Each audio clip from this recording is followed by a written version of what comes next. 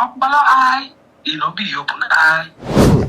And if you're new in the game, make you go pay your tithes. Ṣé bẹ́ẹ̀ ló tajà máa fi ń bọ́ ọmọ rẹ̀ ṣeré ló fi máa ṣàlẹ́gbà. Ẹ̀sìn tó síwájú ṣe bóun náà la fi ń jọba. Ó yá náà, ó tẹ you dey hate me. When I dey hustle my money. From Moscow to Malaysia, from Malaysia to Miami. Kò káyé gbogbo ìgbà yẹn Burna Boy kàn máa ń ṣeré wá sọ́dọ̀ wa ni máa ń Oristefemi ìjọ tó kàn máa pè mí tó máa mẹ́sẹ̀gì mi. Lẹ́yìn ìgbà yẹn pé ọ̀gá bàbá mi ẹjọ́ ẹ̀dáríjì mi mo fẹ́ rí mi kankan. Mo á ní ṣé portable lè àbí ghost? Ṣé portable tó ń bá mi sọ̀rọ̀ yẹ àbí ghost? Because èèyàn ní ṣe orúkọ báyẹn kó bá mi orúkọ jẹ́ tó báyẹn kó lè tún padà wá bá mi. So it's popping. Unscripted with Jeff Owolewa Letu. Etoni Unscripted with Jeff Owolewa. On the show today is going to be very, very special because ẹja ńlá ni mo gbé wá sí orí ètò lẹ́ni. Àlejò mi is a music promoter. This guy is one of the biggest music managers, artist managers, music promoters in the country. International àwọn eléyìí. Join me as I welcome Ijoba na Danku. Music ni máa bá kú. Àsìgbò bá rí ní Ijoba na Danku, music ni máa bá kú. Jẹ́ kán mọ̀ wọn ṣé kí ni wọn dádán mọ̀. Mo kí gbogbo ẹ̀yin ará lé o. Bí wọ́n fẹ́ jẹ́ láti gbogbo wa rí pé ó máa lọ fún àgbọn lórí ètò. Ijoba na Danku, in the industry today, you are one of the biggest music promoters. You are one of the biggest artist managers in the industry. You are an influencer too. Yeah. Get mouth. You go to see her with Davido, you go to see her with everybody in the industry. So Baba, báwo ni journey yín ṣe bẹ̀rẹ̀? Ibo la bí yín sí fún àwọn audience wa, àwọn Yorùbá yẹn máa bá fi sí dáadáa. Ṣé ti get? Come because a lot of people ṣé Yorùbá ni Danku ṣá? Ṣé kò dé pé so you need la mọ̀ what's up? Ibo la bí yín sí, ibo lẹ ti bẹ̀rẹ̀? Wow. Orúkọ yín full. Yeah. Once again, I go by the name Ijoba na Danku, music na Baku. My real names are Yusuf Adebola Adepiton. I grew up from Ebute Metta. I was born in Ebute Metta. I'm from Ebute Metta. So wherever I go, Bikibitibalo, I still rep my wood, Ebute Metta. Ibi squad. So that's where I come from. That Adepiton, sound familiar. One of the biggest names, Leko lórúkọ yẹn. Sound lórúkọ kan tí mo ti gbọ́ rí. That's your son name. Adepiton, yeah. Ẹ fún wa ní background yín, background family name yẹn gbogbo torí orúkọ ńlá ni. Adepiton is from Ekpe, Lagos State. Ekpe, Lagos State. So my father is the chairman of Lagos State Sawmill and Sawyers in Nigeria. Oh, when he was alive. So he's dead now. May so rest in peace. Amen. So, now, ẹ jẹ́ ká wọnú nitty-gritty ètò yìí lọ. Báwo lẹ bẹ̀rẹ̀ iṣẹ́ music promotions? Báwo lẹ ṣe bẹ̀rẹ̀? Reason because out of all the jobs tó wà ní ayé yìí, ẹ kàn wọ pé music promotions, talent, discovery, báwo ló ṣe bẹ̀rẹ̀? Yeah.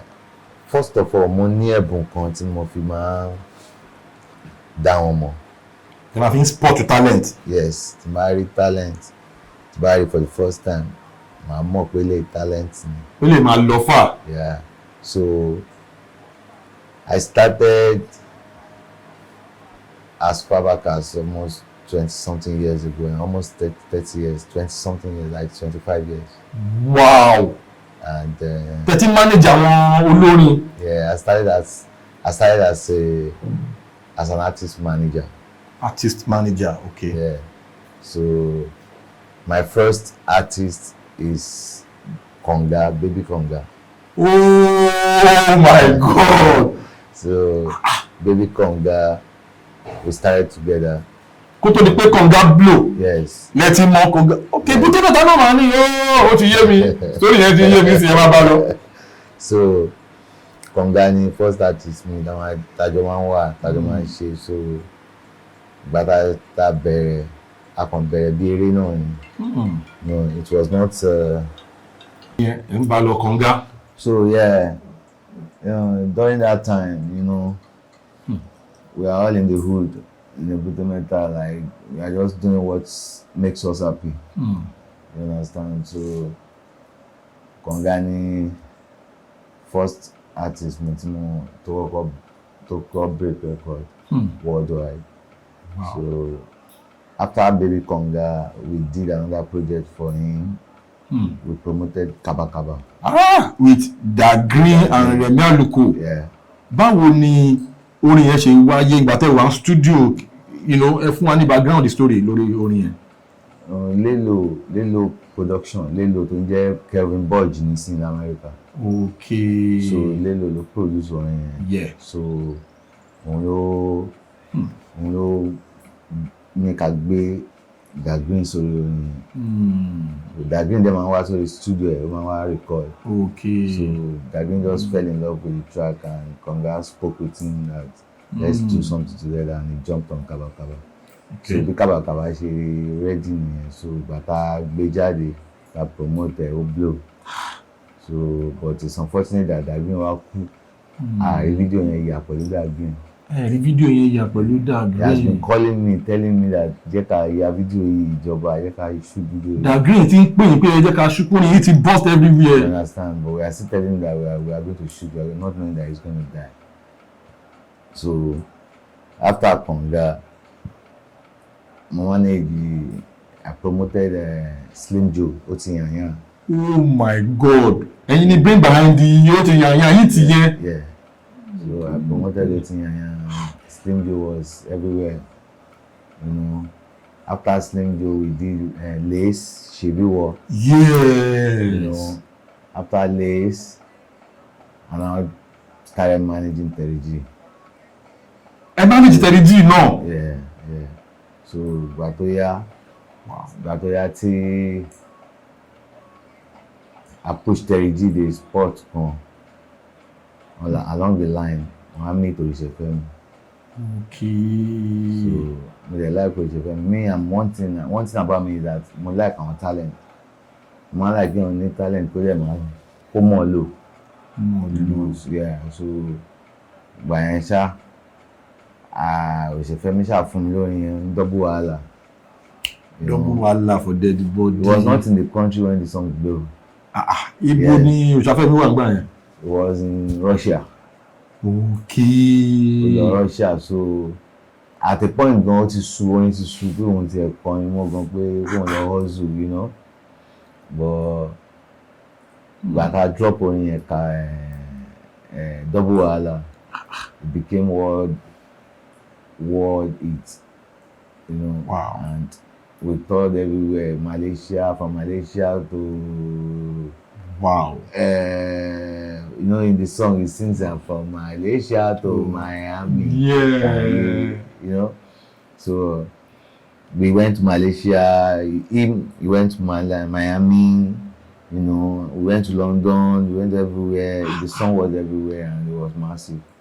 Damn. So after Oristefemi, then I managed Danny S. Wow. I managed Danny S for a while. Danny S is still my artist. Then I now manage Portable. Oh my God. So Portable line is a kind of bit different. It's from the street, it's from the hood. From the hood, ghetto, raw. Understand, it's from the hood. So it's not an easy thing to understand him. You have to understand him. If not, you guys will not be in good rapport at all. Tí o bá fẹ́ wà pẹ̀lú Portable, o ní láti understand it. Because nǹkan kékeré máa ń bínú gbà mí. You understand? And you get soft mind. No be say gbogbo ariwo tó ń pa ẹ́. You understand? Na person wey nice. Na person wey get soft mind. You understand? He's nice. So, but you just have to understand his kind of person. Tẹ́ bá ń wo látọ̀ kan máa rò bí ẹni máa oníjọ́gbọ̀n normal. Yeah. But na nice person because èmi náà ti ń gbọ́ gbogbo oríṣiríṣi gist ó ṣe máa ń help àwọn èèyàn kankan. So, Yeah. but story bí ẹ ṣe mọ̀ pé okay ẹ ti sọ pé ẹ ní talent láti discover talent. Yes. Ìgbà tẹ́ kọ́kọ́ rí Portable or kí n sọ pé ìgbà tẹ́ kọ́kọ́ gbọ́ tí àwa ò tí mọ̀ tí gbogbo ayé ò tí mọ̀ báwo lẹ ṣe ní believe pé máa padà sọ́dọ̀ àwọn tó kù náà bẹ̀rẹ̀ jẹ́ ká kọ́kọ́ sọ ti Portable báwo lẹ ṣe wò pé ẹni yìí ó dẹ̀ máa blow àwọn kan ló fún yín ní instinct yẹn ìgbà tẹ́ kọ́kọ́ rí pé Portable ẹ gbọ́ sound yẹn báwo lẹ ṣe conclude pé ẹ jẹ́ ká promote bọ̀bọ̀ yìí ó máa blow. Because Portable na one time person be say nothing wey no fit you sing kò sí kan tó lè fi kọrin so any small thing you don turn am to music any small thing you don turn am to music so and that is what is called a talent. Bẹ́ẹ̀ni. Because it's not easy to take anything or any matter that is going on to sing and everybody is dancing to it so it's not an easy task so is talented and it is gifted. The only thing I think we need to pray for him is just this calmness. He needs to calm because there are many things that are behind the scene that he doesn't know. That he needs to be calm so that he can, the more you look, the less you see. So that he can see more, he can understand more. That's the only problem you have now, just to calm. Okay, ẹ jẹ́ ká go further a little bit lórí ọ̀rọ̀ Portable because Portable is one of the hottest Afrobeat artists right now. Recently, issue kan ṣẹlẹ̀ ó di ọlọ́pàá ó di prison ó dà pé fẹ́ ṣe show kan gbà yẹn maybe wọ́n fíò kan ẹ sọ̀rọ̀ ń pa ẹ̀ kí ni nǹkan tó ṣẹlẹ̀ ní gbogbo time yẹn ọ̀rọ̀ pé wọ́n jí mọ́tò a rí pé ẹ ṣe fídíò kan láti sọ fún everybody pé Portable jí mọ́tò àwọn kan ló ṣẹlẹ̀. First of all, èmi ni mo ń ṣe show lọ́jọ́ yẹn. My show is titled The Voice of the Street. The Voice of the Street, yeah. So Portable were supposed to grant the event. Ó yẹ kó wà ní event yẹn. Peruzzi wá sí event yẹn. Yes. Wow. Peruzzi was there. So Portable were supposed to be there as well. But I don't know, we're in the middle of the show around 1 o'clock, 12 to 1 o'clock. Lóru. Yeah. I have to call him, the guy, it's your turn to perform. Where are you? And I said I should send my car to come and pick him. That yes, he has an issue with his car. Okay. I should send my car to come and pick him. So and I sent my PA to go and pick him. He PA me. Okay. So on his way there, he called me. My PA called me that Baba, I say some people they attack Portable. Say they are the people they are trying to chase away now. I say chase away. I'm not supposed to carry Portable and become him. You understand? One àwọn guys kan pẹ̀lú Benz ni wọ́n attack ẹ̀ pé àwọn ni wọ́n jẹ́ kó wọ́n rí gbé wá fún show. So gbà tán dẹ̀ jà tán ṣe everything Portable decided that he can't go out anymore. Lálẹ́ ìjọ yẹn so Portable did not attend the show. So the next morning, so on my way to his place to get my refund, fẹ́ lọ gba refund mi pé kó lè dá òun padà. Mo á bá pé wọ́n ti hit ẹ̀ pé ó ń gba drips. So mo á sọ fún pé kí ló ṣẹlẹ̀, so ṣáà sọ pé wọ́n ti arrest 2 of his boys in Songwriting police station. That he doesn't know anything about the incident, that is not his fault. That I should go and bail those people. So when I got to the police station, the DPO spoke with me that I should provide Portable. And I should make sure the car is brought to the station. Because those guys that came to attack mọ́tò tó gbé wá wọ́n gbé lọ. So mọ́tò yẹn wọ́n gbé sílẹ̀ wọ́n sá lọ. So kọ́kọ́rọ́ wà ní mọ́tò yẹn, fóònù náà wà ní mọ́tò yẹn. So ìgbà tí mi lè dé police station táwọn ọlọ́pàá ní mọ́tò yẹn pé wọ́n fẹ́ recover fáwọn tó ní mọ́tò. So I have to carry the car by myself to the police station. Mo gbé mọ́tò yẹn lọ sí police station. Pé mọ́tò yẹn rèé o. Pé mọ́tò yẹn rèé. Fóònù tó wà ní ẹ̀ wà ń bẹ̀. kí ẹ̀ náà wà ń bẹ̀ everything tó wà ní mọ́tò wọn pé so àwọn ọlọ́pàá dẹ̀ check ẹ̀ bàtàn check ẹ̀ wọ́n dẹ̀ wò pé okay everything ti kàn pé ẹni tó ní mọ́tò pé kó wá wò pé ṣé everything ti complete ó ló ti complete so that's how I gave them the car but Portable refused to show up in the station. Okay. So the act of pé kò tètè show up ní station yẹn làwọn ọlọ́pàá ṣe wá bọ́ọ̀sì tẹ̀ náà fi gbé. Bọ́rọ̀ yẹn ṣe rí ni. And then we pay a draw to Portable gone all through, you know, that yes, that period. Yes, I went to visit him in the prison. I went to the court with him. You know, but we thank God that he's out now. He's out now. Okay, now moving forward. Actually, music promotion, then managing artists, managing talent, sometimes it comes with a lot of wahala. You know, you have to be sometimes artist in me only ní show come at ready at that particular time tí wọ́n need the reset you as the manager wọ́n dúró something like that. Àwọn experience wo lè share pẹ̀lú wa when you were managing Oristefemi especially? I'm still managing Oristefemi, he's still my artist. Okay. Oristefemi is my artist, Portable is my artist, Race is my artist, Terigi is my artist, Peruzzi is my artist. You know? Peruzzi? Yeah, so I have a lot of artists that I'm working with. Even Davido, I'm working with David. We are still together, you know. But it's not an easy task. When I was managing Oristefemi, you go down to say we get a lot of misunderstanding. You understand? But I believe that it was then. That was then. Because both of us, we are still young and we don't know what we are really doing. That we are just playing. But right now it's a business. So we face a lot of challenges. Share one or two. Like when we first break up, it was not an easy task. Like my phone was just ringing, people were calling, people want to know what is going on, people, you know. But the the separation does not last for 2 years. Doesn't last for 2 years. So people called on us. Daddy Shoki. Wow. Daddy Shoki called me and he settled the matter for us that we should stop all this, we should do business. You know? We should not fight again. Come on, jam. You know?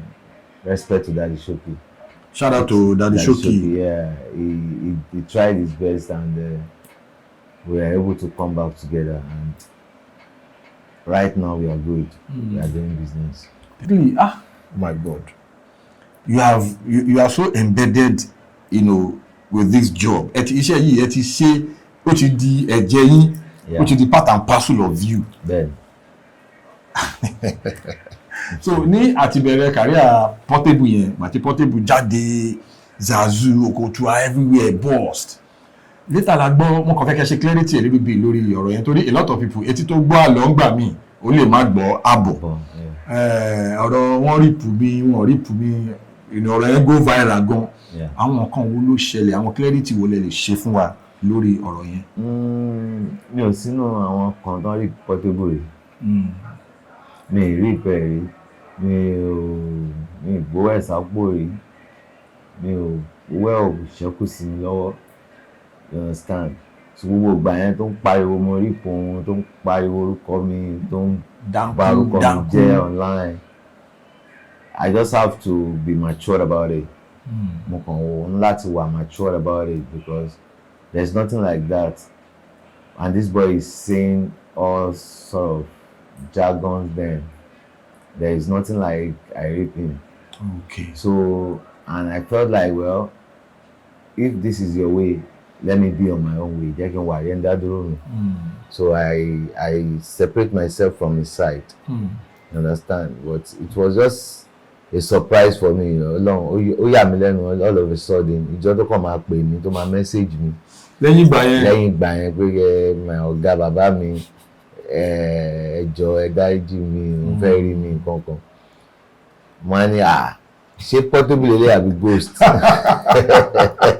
ṣé portable lè tó bá mi sọ̀rọ̀ yẹ àbí ghost because èèyàn ní ṣe gbogbo nǹkan báyẹn kó bá mi orúkọ jẹ́ tó báyẹn kó lè tún padà wá bá mi you know, but I understand that it's still growing nǹkan mi wà tó máa ṣe tó nǹkan mọ̀ pé wíwẹ̀ ṣẹ̀ you know, so gbàtọ́ dẹ̀ bẹ̀ mí we come back together and we are good now but there's nothing like grief. I didn't rip him for a cover.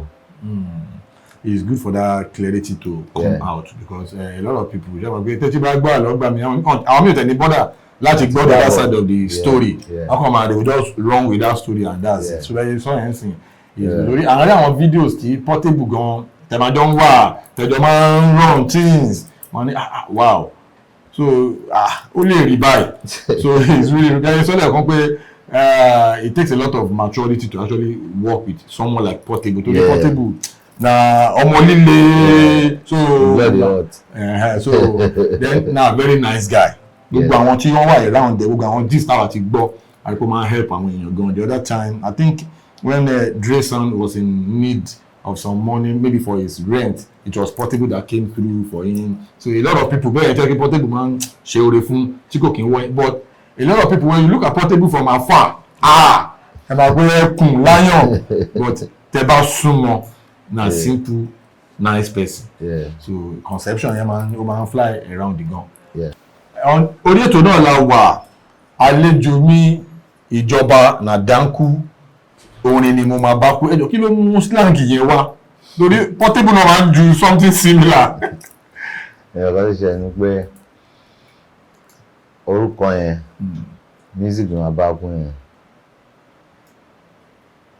àti ẹnu ṣinkó ẹkùn ló ti wá. Okay. So àwa ní studio a kàn ń ṣe and vibe just a vibe so one rap so ìgbà tó wá dípò fẹ́ plug in orúkọ mi wá ní ìjọba na Danku music ni màá bá kú. àti bí ààrẹ ti mú. àti ààrẹ ní ṣinkó ẹkùn ni so àti gbà ẹ báyìí everything báyìí anybody around me music ni màá bá kú music ni màá bá kú so I don't have choice. I just have to play along with them. Wow. So, my entire life is all about music. Music. I just choose. I love music a lot. If I hear a sound, if I can sound kékeré kan, I can see. I write songs. You write songs. You have danced many of my songs that you don't even know. Àwọn bí orin wo tẹ kọ fún ara yín báyìí. Àwọn tí mo write fúnra mi. Mo kọ ìgbéyàwó. Ìgbéyàwó. Ìyàwó ẹni bá máa ṣe ìgbéyàwó á ṣe bí méje na my song. Is it right? Yeah, me and Oristefemi did it together in Abuja. But you co-wrote the song with Oristefemi. Yes. Wow. So, like this song with David and DJ Spino and Wandeko. Olowo. You co-wrote that song too.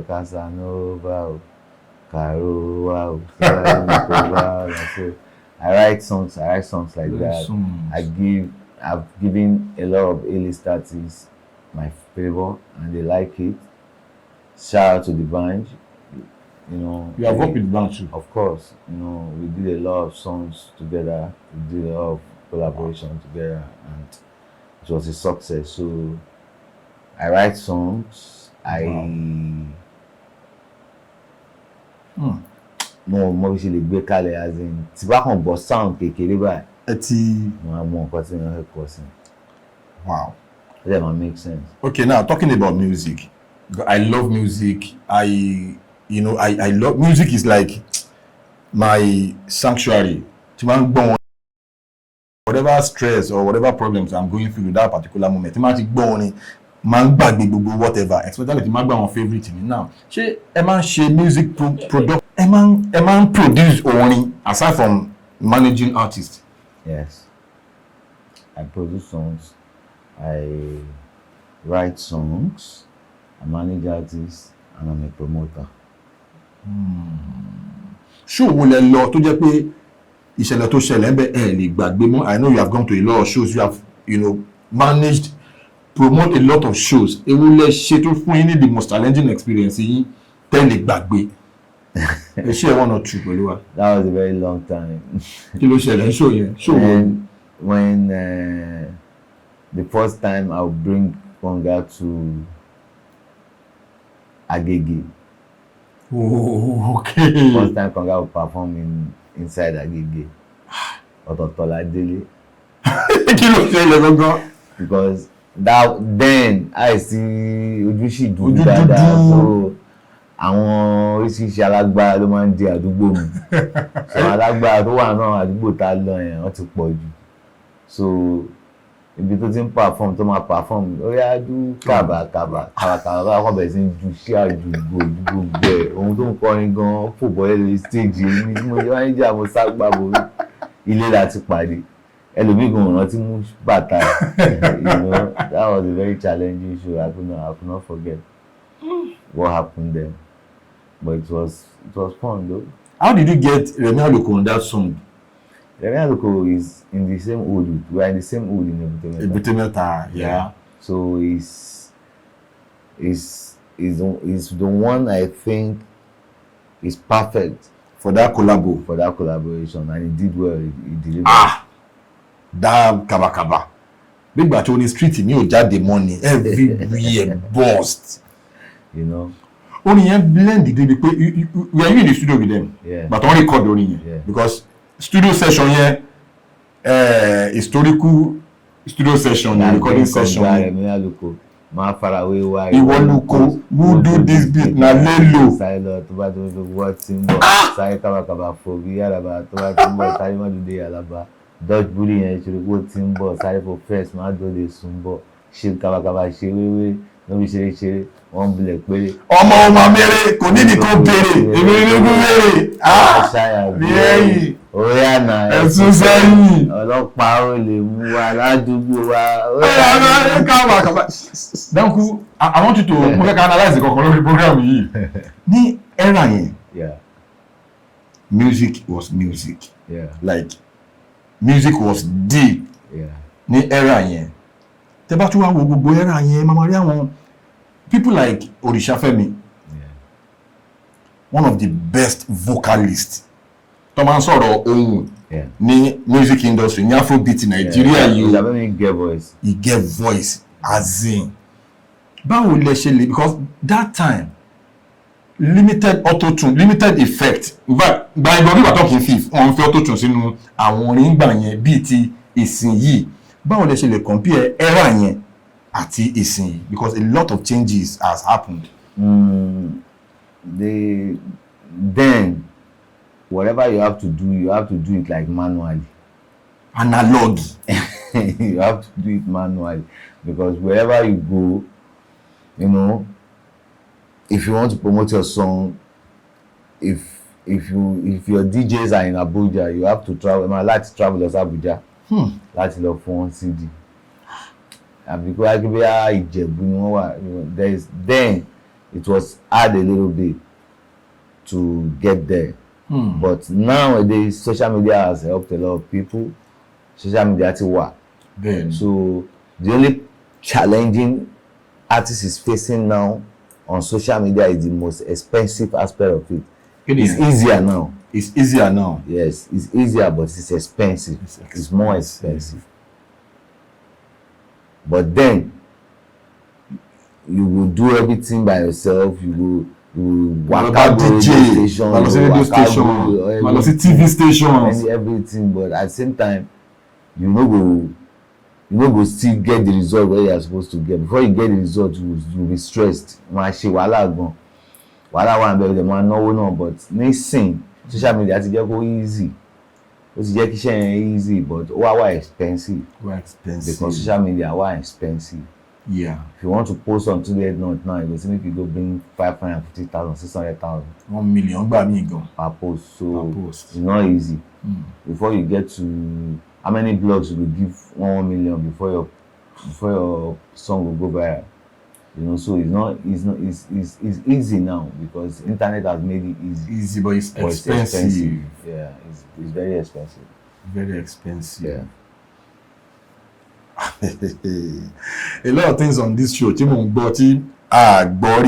I'm speaking on behalf of millions of people watching this program. You're like, so Danku alára àwọn tó kọ ẹlẹ́kọ̀ ìgbéyàwó.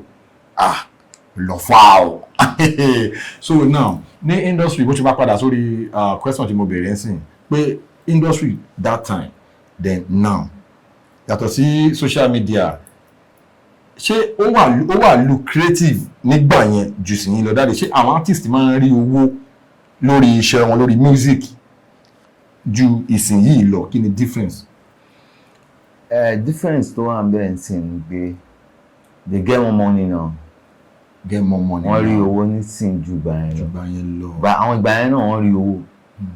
But owó tó ń gbà yẹn, owó ìgbà yẹn ó yàtọ̀ sí owó sìn. Owó tó ń ná sìn ó yàtọ̀ sí owó tó ń ná nígbà yẹn. Yeah. Because nígbà yẹn artist mi bá gba 1 million bá wà yẹn kó ti gba bí 100 million.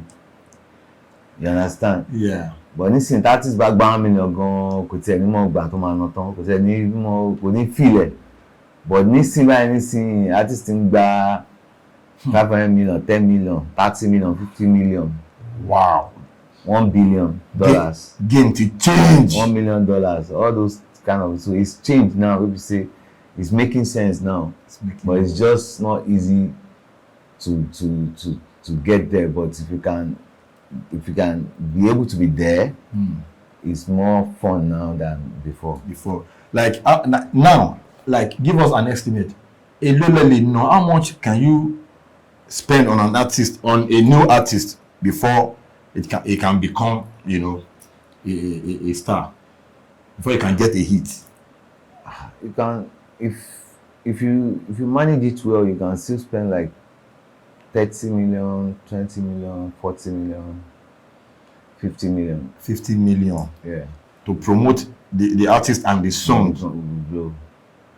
But start from 20 million, 30 million, 40 million. Gamble, no, it's not a gamble if you actually really know how to plug your songs, how to plug your artist. It's not a really gamble because number one, your artist is talented, and you know that he's talented, and you want everybody to feel the talent. Okay. If you manage your skills well, if you plug it well to the necessary places that it's supposed to be, oh my blow, but you know, if you can still manage like 20 million to blow a song, 40 million, 50 million. Depends. But it depends. But if you have like 100 million, definitely will blow automatically. You understand? But it's not that easy. This time around, it's money runs the game, because then it was just talent. If you have any talent, you are good. But this time around, even if you don't have talent, if you have money, you blow. That's just the secret. Wow. So basically, session tawa yìí on la bá ń pè ní famous phone call. You know, our guest, our àlejò wa, wọ́n máa gbé phone, ẹ máa pè popular person bíi ti yín, wọ́n máa kí àwọn ará ilé, a máa pè ní famous phone call. Okay. Tẹ́ bá ti ready, ẹ máa gbé phone yín, ẹ pè star tí ó máa pick call yín, tí wọ́n máa kí àwọn ará ilé. Okay. Edition yẹn la dé báyìí. Ẹ̀yin tí wà nílé, àlejò wa Ìjọba na Danku, music ni máa bá kú. Ẹ ṣáà ti gbọ́ gbogbo ẹ̀ bó ṣe lọ, wọ́n máa pè gbajúgbajà bíi titi wọn, so wọ́n máa kí àwọn ará ilé. Ẹ jẹ́ ká wá kan fìdílé.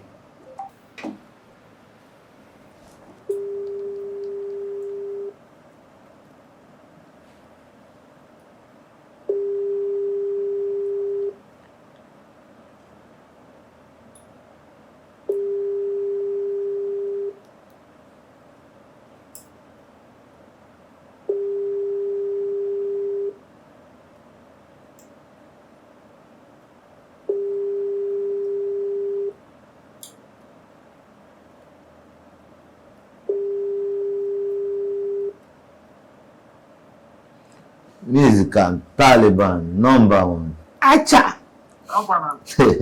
Ijoba. Yeah, brother me. Miami, I just did extremely busy since. So travel ni. Mo ṣe wọlé lánàá yẹn ni. But I live by you. I do on a live program, and they said I should call you that we should do what? Do a shout out to the audience. Do a shout out to your audience and your fans. Oh, I want to say a big shout out to each and everybody. I love you guys. Thank you guys for being so supportive. All these years, you guys have been so amazing. Your motivation. The way you guys support us in every aspect of life, actually motivate us. And I want to say a big Happy New Year to each and everybody. I love you guys. Thank you so much. Oristefemi, one more thing, I beg. Your fans, they are listening, and you are on this show live. Baba, what song are we expecting now? So we go there on the lookout. Or which one they drop, or maybe you don't drop. Maybe we know, Baba. Yeah, definitely. I have a new album, titled Unto the Unknown, which we're working on the video now, and probably putting more effort on the promotion and other things, and then we're gonna be embarking on tours and all that. Wow. So I think we're gonna be busy for the year. Wow. Double wahala for Daddy Body. Oh God, you Baba. Maybe I hear your voice, I beg. Maybe I hear your voice, I beg. Bala eye, be open eye. And if you are new in the game, make you go pay your tithes. Ṣé bẹ́ẹ̀ ló tajà máa fi ń bọ́ ọmọ rẹ̀ ṣeré ló fi máa ṣàlẹ́gbà. Ẹ̀sìn tó síwájú ṣe bóun náà la fi ń jọba. Ó yá náà, ó tell you the day they hate me. When I dey hustle my money. From Moscow to Malaysia, from Malaysia to Miami. Kotayi. Oristefemi in the building. Oh, wow. Music in Canada, number one. Ijoba and Danku. I will have it back later. All right. Yeah.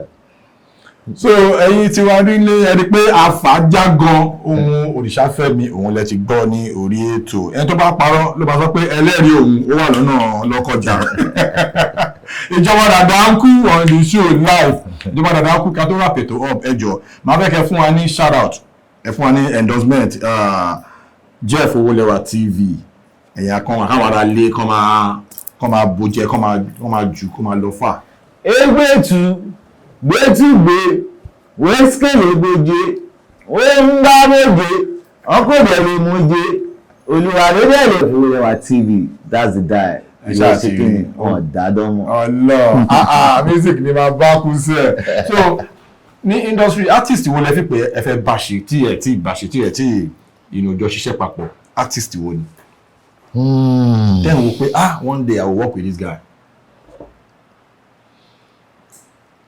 I like the vibe of Omale. Omi kì í bá Omale ṣe. Omi kì í bá Burna Boy ṣe. Burna Boy. Me and Burna Boy, we are good though. We are good. Like we play some roles together then, but kí tó proceed. À ń gbọ́ àwọn bóyá rumors ni o bóyá real gist ni o pé ẹ̀yin àti Burna Boy ní time tí Burna Boy ní issue pẹ̀lú mama Burna nígbà yẹn ó dà pé wà nínú fíìmù yẹn àwọn nǹkan wo ló ṣẹlẹ̀ torí àwọn etí ti gbọ́ àlọ́ kí etí kan lè gbọ́ àbọ̀. Gbogbo ìgbà yẹn Burna Boy kàn máa ń ṣeré wá sọ́dọ̀ wa ni máa ń b'Oristefemi wọ́n máa sọ̀rọ̀ máa. So that won't go through nǹkan gbà yẹn but kò ń ṣe kí wíyá wà homeless. Okay. No. Okay. He just like to come outside and we should vibe together. Sometimes he come with his babes and all stuff like that. We just dey chill, you understand? So it be. I like his vibe because he has the energy and he's pushing hard. Yeah, one of the biggest Afrobeat artists that's ever come out of Africa. Big shout out to Burna Boy. Big shout out to Burna Boy. Big shout out to Malay. But I still rep and I represent 30 BG for life. Wow. I like them. I love them, but I still rep 30 BG for life. Shout out to Davido. Shout out to the entire 30 BG. Badass. Peruzzi, much love. Pepe Easy, baddest. Oh, more. My uncle, baddest. Oh, no. You know. There's this issue that's been popping up on the internet as an influencer in the game. Mafeke comment, Oro Seun Kuti ati Wizkid. You know, there are two different things. Fela Anikulapo Kuti is an icon, a legend. You know, a pace setter, a pioneer. Wizkid in this generation is also a legend in the game. Kí ni comment yín lórí gbogbo saga because everybody have said a lot of things. As a stakeholder in the music industry, kí ni comment yín? What I would say is, you can't compare them. Okay. It's just like you are comparing father and his son. Son You can't compare Papa and him Pikin. and Pikin. It's not. You can't compare them. Fela is a legend. He's a OG. OG So if you before want to IG. compare anybody with Fela, you compare Fela with somebody like Bob Marley, Bob Marley. somebody like maybe somebody like Bob Marley, or you compare him with somebody like Level yẹn. you understand. Wizkid is the wave of moment. Yeah. So you can't compare them. It's not comparable. Fela is a legend. His OG is dead. Yeah. But his You legacy understand? still But his lives legacy on. stand. Yeah. Wizkid is alive. He's still a young boy doing his thing, and he's doing it well. Yeah. So to me, I don't see a reason why we should People should be comparing the two of them. It's not comparable. We should just forget about it. Fela can't be compared with Wizkid. It's like Fela is Wizkid Papa. Wizkid get Fela tattoo On his body now. understand? So you can't compare Papa and son. So they are just, everybody is good on their own. Yeah. You understand? So I just believe that on my own side, Fela is Fela. Fela Wizkid is Fela, Wizkid. Wizkid is Wizkid. Papa and son. Papa and son. Ẹ kí àwọn fans yín that has been supporting you from the get-go. Okay. Ìjọba náà Danku, music ni máa bá kú, kí ni scores, Elon Musk, oye church, oye mosque, bó ṣe lọ ló bọ̀, kí ló bá dé? Ẹ̀yà Adé mo kí yín o, everybody at home watching this right now, I say very, very, very, very, very big greetings to you guys. You guys should keep supporting us, showing us love. Don't go back. Let the morale of the love you have for us be increased. I will promise you people will not let you down. I will not àníbojú yín jẹ́. So ìyá alẹ́ ẹ ṣé gan tẹ ní time tẹ fi ń wò wá. Ojú tẹ fi ń wò wá ò ní fọ́. Àmín. Àwọn tó dẹ̀ ń ṣe program yìí náà wọn ò ní tẹ́ o. Àmín. So what's the TV again? Jeff Owolewa Jeff TV. Owolewa TV. Ńlá wa yìí o, ẹ yẹ ká máa ṣe kí ni, ẹ yẹ ká máa jẹ́ lọ. Bàbá artist wo ká tó rà pẹ́ up, artist wo lẹ́ ń promote lọ́wọ́ àbí orin wo lẹ́ ń promote lọ́wọ́, then social media handle yín. My artist that I'm promoting na tí mo promote lọ́wọ́, àwọn tí mo try ti gbé jáde lọ́wọ́ is Vic Miller. Ẹkùn ẹja, àwọn ló kọ ẹkùn ẹja by the Portable. Ẹkùn ẹja by Vic Miller. And I have Rave, Stardom. I'm promoting Stardom for Rave. I'm promoting Ẹkùn ẹja for Vic Miller. Ẹkùn ẹja. Ṣé wàá jẹ ẹkùn ẹja? Ṣé wàá jẹ ẹkùn ẹja? Ẹjọ́ jẹjẹ lẹ́pọ̀ ni. Ṣé wàá rí ṣáàkì wàá mọ̀ bó lọ́wọ́? Jeff Owolewa is my name. The program is Unscripted. Ẹ̀yin tí wà nílé, thank you for the love. I really appreciate you guys. You're welcome. I go by the name Ijoba and Danku. Orúkọ mi ni Ijoba and Danku. Music ni màá bá kú.